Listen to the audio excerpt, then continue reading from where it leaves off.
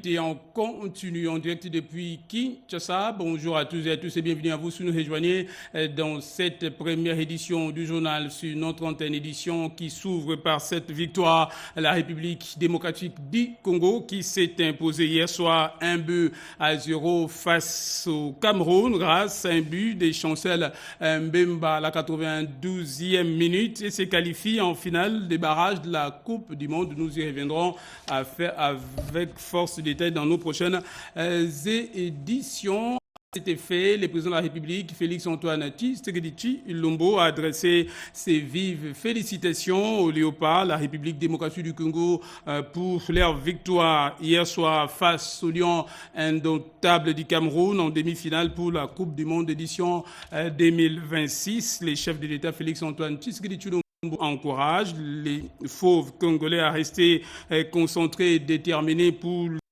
la finale qui aura lieu les dimanches prochains contre le Nigeria avant le tournoi intercontinental pour la Coupe du Monde. Le président de la République, Félix-Antoine Tshisekedi Tshilombo, demande également à tous les peuples congolais de rester à cet effet unis, solidaires et également de se mobiliser afin de soutenir les léopards de la République démocratique du Congo pour la suite de cette compétition. Voilà pour le reste de l'actualité. Le président de la République, Félix-Antoine Tshisekedi Tshilombo, a pris également part hier à la rentrée du Conseil d'État exercice 2025-2026. C'était à la salle du Congrès du Palais du Peuple. La présence du magistrat suprême dans cette cérémonie solennelle marque donc son soutien sans faille à l'appareil judiciaire de la République démocratique du Congo.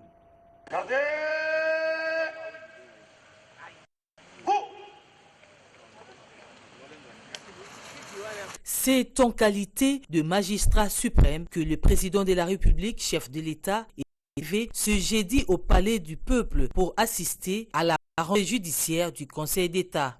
Par sa présence, le président de la République a voulu marquer son appui à la justice de son pays. Dans l'hémicycle, ils étaient nombreux à prendre part à l'audience solennelle et publique de la rentrée marquée par des leçons publiques des droits sur des thèmes d'actualité.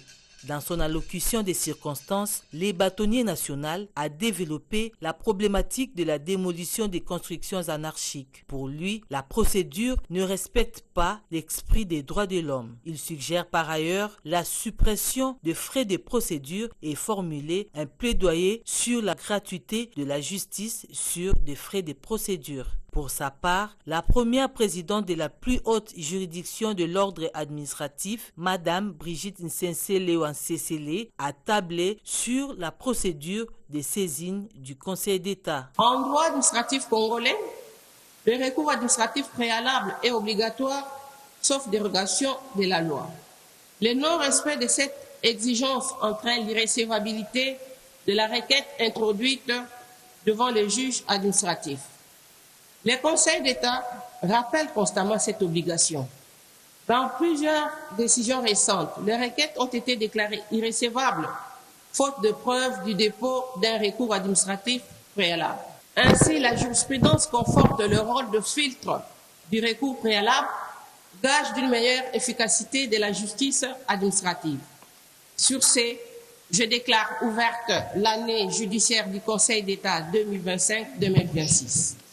Que vive la République démocratique du Congo, que vive le pouvoir judiciaire, que vive les conseils d'État.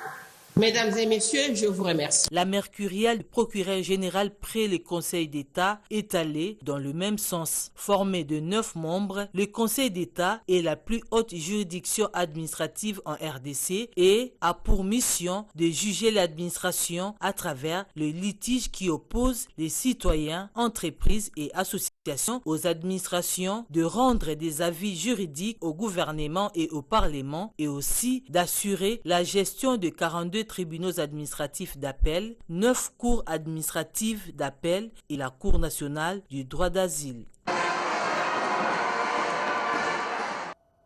L'actualité, c'est aussi les lancements à Kinshasa des travaux, la 19e réunion du comité interministériel régional, la conférence internationale sur la région des Grands Lacs. Et c'est la première ministre Judith Suminwa Tuluka qui a donné le coup d'envoi de ces travaux. C'était dans la salle Majesté de l'hôtel Hilton sous la coordination du ministère de l'intégration régionale. On en parle dans ce reportage.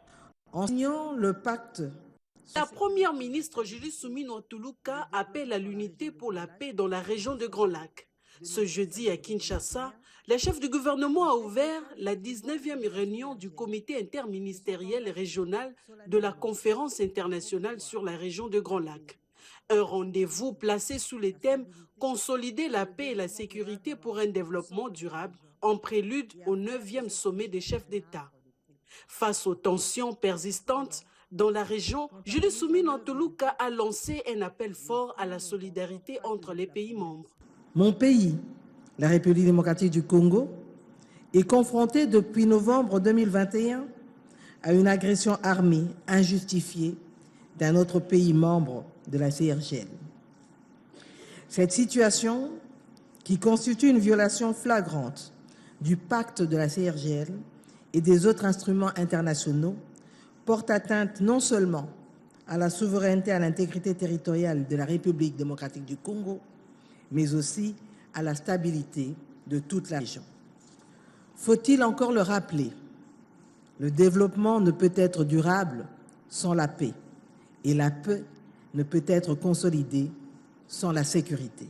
De son côté, le ministre de l'intégration régionale, Floribert Anzuluni, a plaidé pour une redynamisation de la CIRGL, estimant qu'il est temps de passer des discours aux actes et de renforcer le mécanisme régional de suivi. Il est donc évident que si la réalité sur le terrain ne rencontre pas encore les idées proclamées par le pacte, c'est parce qu'il y a une grande différence entre souscrire à des engagements et les mettre effectivement en œuvre.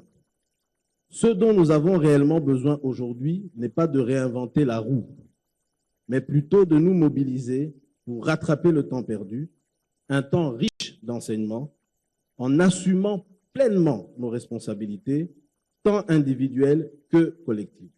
Cette rencontre, qui réunit des responsables régionaux, des partenaires internationaux et des diplomates, prépare le terrain pour le prochain sommet de chefs d'État.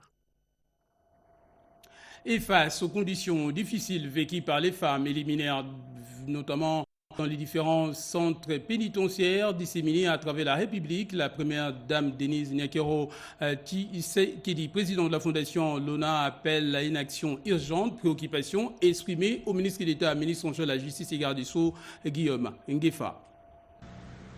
Préoccupée par la problématique du viol en milieu carcéral, les conditions de vie et la situation des femmes et les enfants en détention, la distinguée première dame, présidente de la Fondation Lona, ex-fondation Denise Nyakero Tshisekedi, a plaidé auprès du ministre d'État, ministre de la Justice et garde de Sceaux, Guillaume Ngefa, en faveur de la délocalisation et un meilleur encadrement des femmes et enfants détenus. Denise Nyakero Tshisekedi propose la création d'un centre d'accueil spécifique, un espace plus sécurisé et adapté où ces femmes et enfants pourraient vivre dans la dignité, loin des risques de violence et abus souvent signalés dans certains milieux carcéraux. Aujourd'hui, à travers le monde, les lieux de détention des hommes et des femmes sont différents. Pourquoi? Parce qu'à chaque fois qu'il y a un incident, les femmes payent le lourd tribut du fait de la proximité des lieux de détention. Donc elle a plaidé à ce que ce soit pour les femmes, que ce soit pour les enfants, que le gouvernement délocalise au fait les lieux de détention des populations féminines et également des mineurs. Elle a proposé également si on pourrait réactiver les comités permanents de suivi des détentions de manière à pouvoir traiter les cas des détenus dont les dossiers ont disparu ou dont les faits ne sont pas, je dirais, assez graves. Le ministre d'État de la Justice et garde de Sceaux, Guillaume Ngefa, tout en saluant cette initiative, a exprimé la disponibilité de son ministère à accompagner ce projet qu'il considère comme une condition majeure à la protection des droits humains et à l'amélioration des conditions de détention. Pour rappel, la nuit du 1er au 2 septembre 2024, des femmes ont été victimes de viols lors de la tentative d'évasion à la prison centrale de Makala. Un fait parmi tant d'autres qui justifie la plaidoirie et l'implication de la Fondation pour l'amélioration des conditions carcérales des femmes et enfants. La nouvelle dynamique au sein de l'appareil judiciaire, la RDC a été question lors des échanges que les ministres d'État, ministres en charge de la justice et garde des Sceaux, Guillaume Ngefa, a eu avec les procureurs généraux de la Cour de cassation. D'autres détails dans ces reportages. Vers une nouvelle ère de coopération entre les ministres de la Justice et le parquet général. Climat apaisé et volonté commune de bâtir une justice efficace, c'est le temps qu'a donné la rencontre du mercredi 12 novembre 2025 entre le procureur général près la Cour de cassation, Firmin Vondemambou, et le ministre d'État, ministre de la Justice et garde des Sceaux, Guillaume Ngefa Atondoko. Au cœur des échanges, le renforcement de la synergie entre le pouvoir judiciaire et exécutif, dans la droite ligne de la vision du chef de l'État, magistrat suprême, pour une justice plus fonctionnelle et crédible.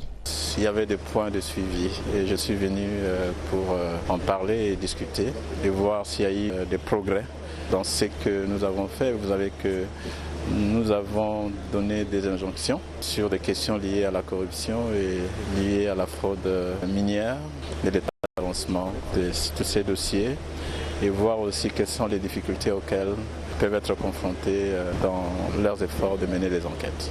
Arrivé à Kisangani, c'était aussi pour faire l'évaluation de la situation.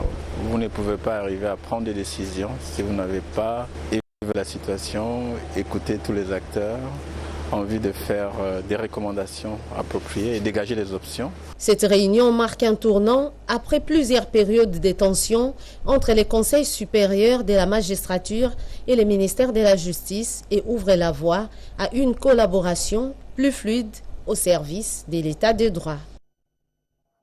Et dans le cadre de la matérialisation de la campagne initiée par le gouverneur de la ville, Daniel Bumba Loubaki, dénommé Kinshasa et Zobunga, la régie d'assainissement de Kinshasa vient d'intensifier ses opérations dans la capitale dans le but de lutter contre l'insalubrité. Après Tchangou et Makala, Kalamou et Kasavubu ont été ciblés dans le cadre de cette initiative.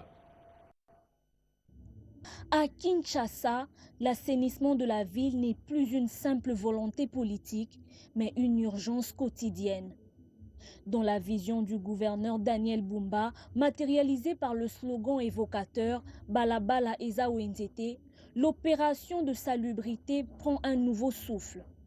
L'honorable Eden Lumbu, directrice générale adjointe de la régie d'assainissement de Kinshasa, s'illustre par son engagement exemplaire sur le terrain, bravant tous les obstacles, souvent dans des conditions difficiles. C'est une bonne chose pour moi de voir à ce que la Raskin fait la fierté de Kinshasa par rapport au recyclage des déchets, par rapport à assainir la ville. En tout cas, j'encourage beaucoup et surtout de voir que c'est une femme qui est sur terrain et ça me fait un grand plaisir. Accompagnant ses équipes, elle a procédé à une vaste opération d'évacuation des immondices dans la commune de Kalamou et Kasavubu, notamment le long de l'avenue Kasavubu. Après Tchangou et Makala, ce nouveau front d'action vise à désengorger les zones les plus affectées par l'insalubrité. L'assainissement de Kinshasa est une bataille de tous les jours, mais avec des actions aussi ciblées, menées avec rigueur et détermination, la capitale peut espérer retrouver un visage digne de son statut. Dans l'actualité également, depuis quelques semaines, les francs congolais affichent une appréciation notable face au dollar américain sur le marché. Pour preuve, les prix de carburant et autres denrées alimentaires ont même diminué, mais les prix de transport en commun en général, les taxis, motos en particulier, jusqu'à présent ne bougent pas. Quels sont les facteurs qui les influencent? La population lance un cri d'alarme et déplore des tarifs imprévisibles. D'autres précisions dans ce reportage. Malgré l'appréciation des francs congolais face au dollar américain et la baisse des prix de carburant, actuellement, les prix des transports à moto n'ont pas suivi cette courbe. Bien au contraire, les tarifs varient selon les heures, la distance, les milieux et l'apparence. Ici, au quartier Yoloezo, dans la commune de Kalamou par exemple, les conducteurs des taxis motos interrogés à ce sujet justifient plutôt leur comportement par de multiples raisons. C'est à cause de la tracasserie policière que nous augmentons les prix des transports. Il y a aussi l'état des tronçons routiers qui sont délabrés un peu partout et cela crée des embouteillages, ce qui augmente considérablement la consommation de carburant. Malgré tout, nos prix sont négociables. La situation similaire s'observe au rond-point Kitambo Magasin, à l'arrêt de bus, à Sanef, ainsi qu'au rond-point Willeri à Lingwala. La différence des prix est consécutive à la distance, à l'état de la route, ainsi qu'aux risques que nous encourons dans cette activité. En dépit des arguments avancés par les conducteurs des taxis motos, les passagers estiment la force étant à la loi. La grille tarifaire émise par l'autorité urbaine de Kinshasa devait être respectée par tous et n'est pas donner l'impression que les conducteurs vivent dans la jungle.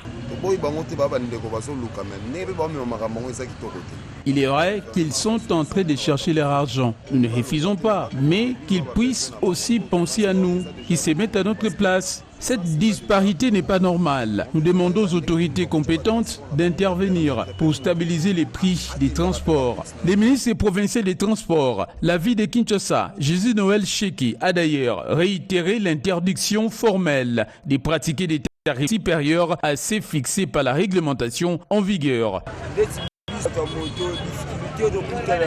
Nous avons beaucoup de difficultés. Nous sommes en train de souffrir dans ces métiers. Comment gagner de l'argent quand on transporte seulement que des personnes? Voyez-vous?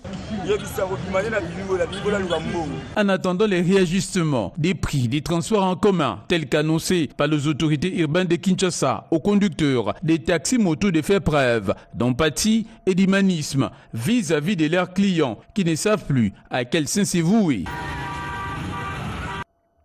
Autre chose, à présent, le ministère de l'Éducation nationale a récemment annoncé l'introduction de la session 2025-2026 d'une épreuve orale d'anglais à l'examen d'État. Cette mesure s'appliquera à toutes les options des humanités organisées en République démocratique du Congo et cette réforme a été saluée par les élèves finalistes congolais.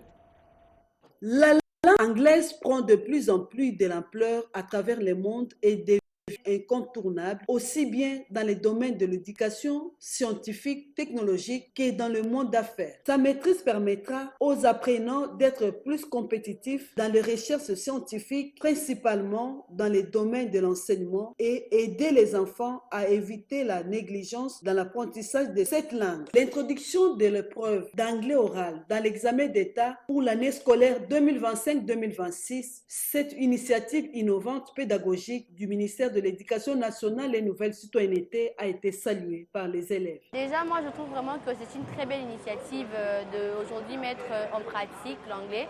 Parce que si vous remarquez, l'anglais que nous apprenons à l'école et l'anglais que nous parlons dans certains est vraiment pas, est un peu différent. Et je trouve qu'aujourd'hui, en fait, la dame qui a eu cette idée, elle a vraiment une très belle initiative. Comme ça nous permettra de plus étudier en classe au lieu d'aller prendre des formations ailleurs et de payer plus cher. Alors qu'ici, déjà, nous payons nos frais et nous pouvons bien apprendre l'anglais. Du point de vue, je suis très heureuse parce que l'anglais, des fois, on le néglige souvent. Mais avec cette initiative, ça nous permet de s'exprimer. Ça peut nous permettre aussi dans d'autres pays d'être un peu ouvertes en nous-mêmes et de parler la langue. On a changé des technologies et autres. Moi, j'ai vraiment aimé. J'aurais voulu que ça soit à notre tour. Malheureusement, nous finissons cette année. Ça ne se fera pas. Donc personnellement aussi, ce que j'ai compris est qu'on a dit qu'on doit commencer à nous donner cours en anglais concernant la section. Comme celle des hôtesses, elles doivent prendre selon leur section. Nous aussi, en commercial, nous devrions prendre l'anglais en notre section. L'inspecteur général à l'éducation nationale et nouvelle citoyenneté, Hubert Kimbonza, explique la motivation. Il y a de cela plus de 50 ans, C'était exactement en 1974 que le système traditionnel avait cessé d'exister et on avait l'oral en langue, c'est-à-dire en français comme en anglais. Et nous avons ressuscité cette habitude pour que nos apprenants commencent déjà à se familiariser avec l'anglais parlé en classe. Cette décision s'inscrit dans la mise en application de la loi cadre de l'enseignement qui vise à former des élites capables de contribuer et à renforcer leurs capacités et compétences linguistiques dans le monde scientifique et professionnel. L'actualité, nous allons nous rendre cette fois-ci en province, plus précisément dans le Haut-Katanga. Une délégation de l'Assemblée provinciale des 7 provinces a mené une descente dans les écoles de Lubumbashi, frappées récemment par les inondations juste après les fortes pluies qui se sont abattues dans cette partie du pays. Reportage.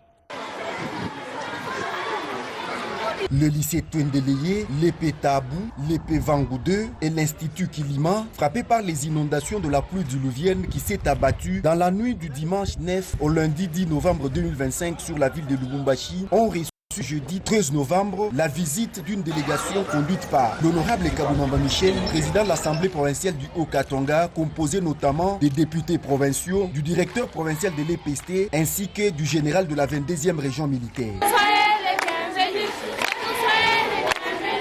Avec indignation, la délégation a constaté l'ampleur des dégâts causés par les eaux pluviales, lesquelles rendent particulièrement difficiles les conditions d'apprentissage dans différents établissements scolaires touchés. Nous sommes vraiment touchés par rapport à ça et nous allons vraiment tout faire pour que les classes ne soient conduites et que vous étudiez comme les enfants d'ailleurs, comme les enfants d'autres villes, comme les enfants d'autres écoles.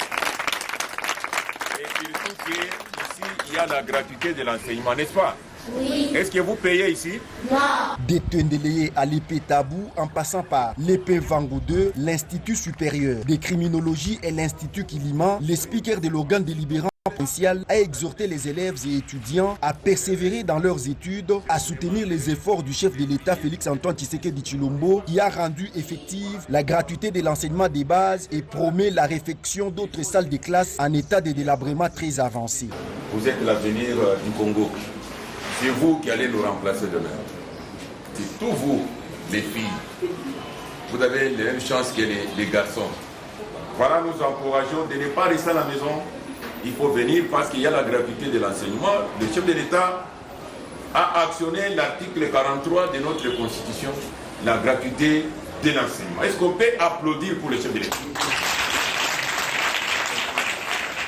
Face à la gravité de la situation, le président de l'Assemblée provinciale a instruit l'Office des voiries et drainage de trouver urgemment les voies et moyens nécessaires pour évacuer les eaux stagnantes dans les égouts et collecteurs afin de prévenir de nouveaux dégâts. Et moi, je ne vais pas vous laisser.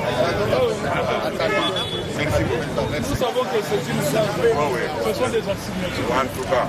Cette descente sur le terrain s'inscrit dans le cadre de la vulgarisation de la gratuité de l'enseignement des bases prônée par le chef de l'État congolais Félix-Antoine Tshisekedi Tshilombo.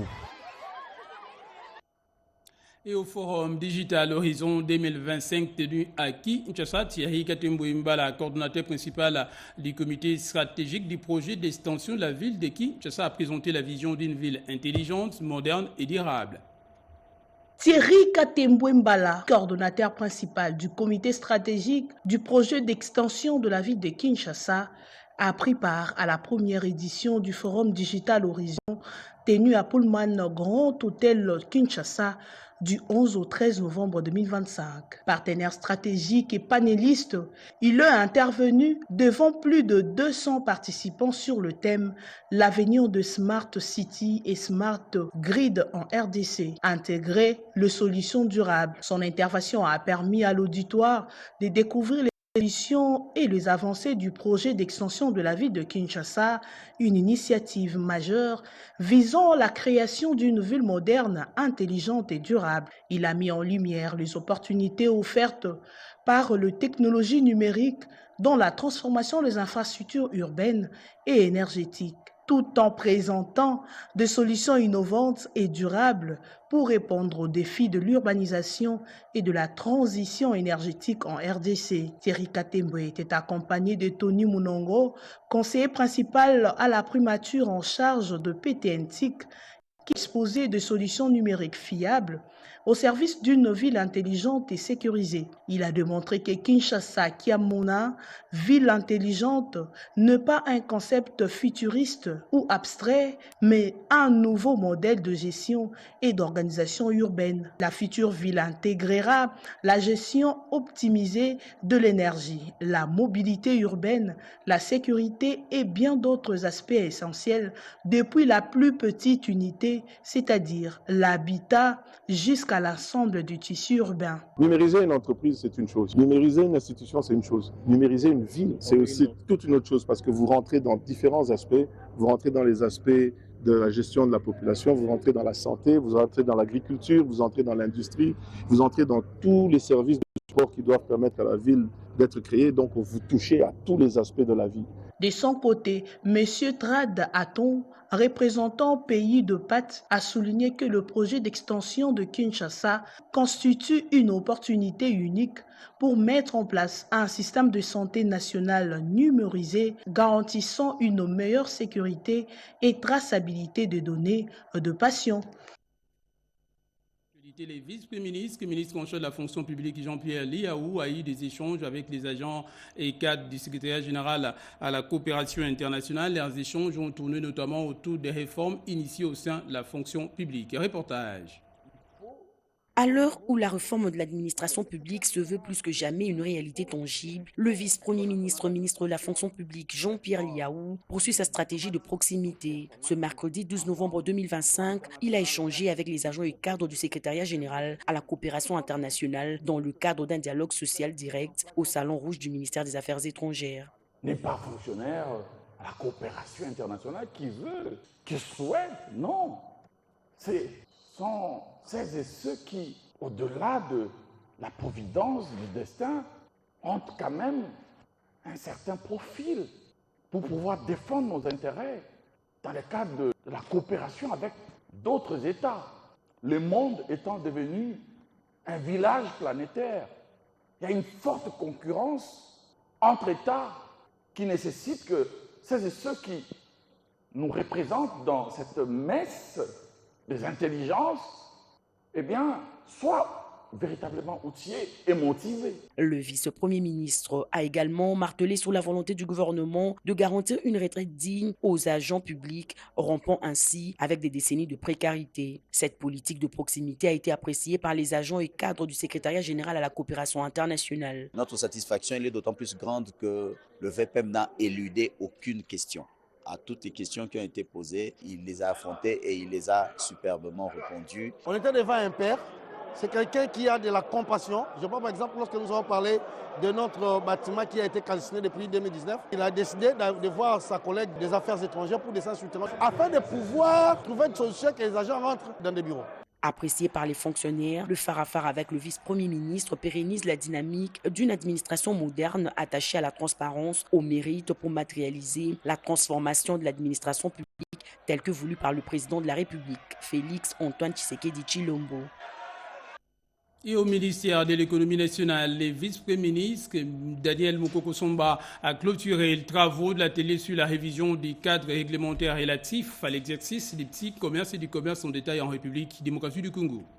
C'est à 11h que le vice-premier ministre en charge de l'économie nationale a fait son entrée au salon bleu de l'immeuble intelligent du gouvernement, cadre et couleur qui apporte la douceur aux parties concernées pour l'exercice du petit commerce et commerce en détail en RDC. Motif de la présence du VPM de l'économie, procéder à la clôture des travaux du dit atelier. Mot d'accueil du modérateur terminé, Edith Dorcas Moudimisi, membre du cabinet du ministre de l'économie nationale, lit le procès-verbal de ce grand travail qui a produit 3 projets réglementaires cohérents comprenant un projet de décret portant mesures d'exercice du petit commerce et commerce en détail ainsi que 2 projets d'arrêté d'application qui seront accompagnés d'un plan d'action global pour la mise en œuvre des textes précités. Ce document a été remis au vice-premier ministre Daniel Mokoko Somba, initiateur du projet, avant qu'il ne place un mot pour la clôture, tout en remerciant les acteurs pour leur assiduité. Je suivais à distance que les travaux se sont déroulés avec beaucoup d'assiduité et beaucoup de sérieux. Ma détermination à faire aboutir cette réforme est resté intact. C'est ensemble que nous allons faire bouger les lignes. Je voudrais donc continuer à compter sur votre collaboration et votre accompagnement. La plus grande tâche que nous aurons à réaliser après-demain, ce sera de convaincre les Congolais que ce que nous avons annoncé va se réaliser avec méthode et avec beaucoup de détermination. Il est important de souligner que toutes les propositions faites dans ces documents seront soumises aux différentes commissions interministérielles avant d'être présentées au Conseil des ministres pour une décision finale. Le président de la Fédération des entreprises du Congo a eu des entretiens avec les diplomates algériens en poste en République démocratique du Congo en toile de fond, renforcement de liens d'amitié entre la République démocratique du Congo et l'Algérie. Le président national de la Fédération des entreprises du Congo, Robert Malumba Kalombo, a échangé ce mercredi avec l'ambassadeur de l'Algérie accrédité en RDC. Nassim Gawawi, question de raffermir le lien de coopération dans le domaine des affaires entre l'Algérie et la RDC à travers l'AFEC. J'ai eu l'honneur et le privilège d'être reçu par le président de l'AFEC en réunion avec tous ses collaborateurs, y compris le mien. Ça a été une occasion un petit peu d'explorer le potentiel des deux pays, mais surtout d'explorer les moyens et les voies à renforcer la coopération entre l'Algérie et la République démocratique du Congo. Nous avons convenu tous les deux que le potentiel réel est là, mais que ces relations et cette coopération est en deçà de ce potentiel. D'être optimiste et de pouvoir un petit peu renforcer cette coopération, la mettre en exercice sur place, bien sûr avec un partenariat gagnant-gagnant, aussi bien pour l'Algérie que pour la République démocratique du Congo. Pour les opérateurs économiques, cette rencontre a permis d'échanger sur un grand nombre de relations d'affaires pour l'intérêt de nos deux pays. Et nous nous sommes convenus effectivement de jeter les passerelles pour que les communautés des affaires des deux pays puissent se rencontrer, identifier quels sont les intérêts mutuels et que l'AFEC va tenter de jouer les catalyseurs pour que ce phénomène se matérialise le plus vite possible. Dans le même registre, le recteur de l'université de Kinshasa, le professeur Jean-Marie Kayembe Toumba, est venu solliciter l'accompagnement de l'AFEC dans le domaine de la formation professionnelle. Et avant de se quitter, la régie des USA, direction régionale de Kinshasa-Ouest, informe ses abonnés la partie centre qui est son usine de traitement d'eau de l'ozone module de chez Tanaré depuis la nuit de ce vendredi 14 novembre suite à une panne d'un équipement électromécanique à la station de captage d'eau brute d'ozone. Par conséquent, des interruptions dans la fourniture d'eau potable sont observées dans les quartiers ici après Montfléry, Macampagne, Joli Parc, Jamaïque, Kitombo, Bondal, Ngeri. La régie des USA présente ses excuses aux abonnés concernés pour ces désagréments et les rassure que son équipe d'intervention est déjà à pied d'œuvre pour le rétablissement rapide de la desserte en eau potable dans cette partie de la ville. Cette information nous est livrée par l'ingénieur Raymond Matundumpa, directeur régional de la régie des eaux Kinshasa-Ouest. Ainsi s'achève cette première édition du journal sur notre antenne. Merci de votre sympathie. Attention, merci également à la chef d'édition Mireille Ndeke et à toute l'équipe, notamment à Pécho Moubenga et à Mamita Bangoulou qui également fête son anniversaire aujourd'hui, vendredi 14 novembre 2025. Un joyeux anniversaire à elle. Également dans l'équipe, Figi Joël Piangou, Yannick Yangumba, Émile Zola ainsi qu'Alain Nga grâce à qui nous avons pu vous informer. Restez avec nous, la vie continue, l'actualité aussi se poursuit sur notre antenne en français, également dans les 4 autres langues de diffusion. Bonne suite des programmes en compagnie de la radio-télévision nationale congolaise. Au revoir.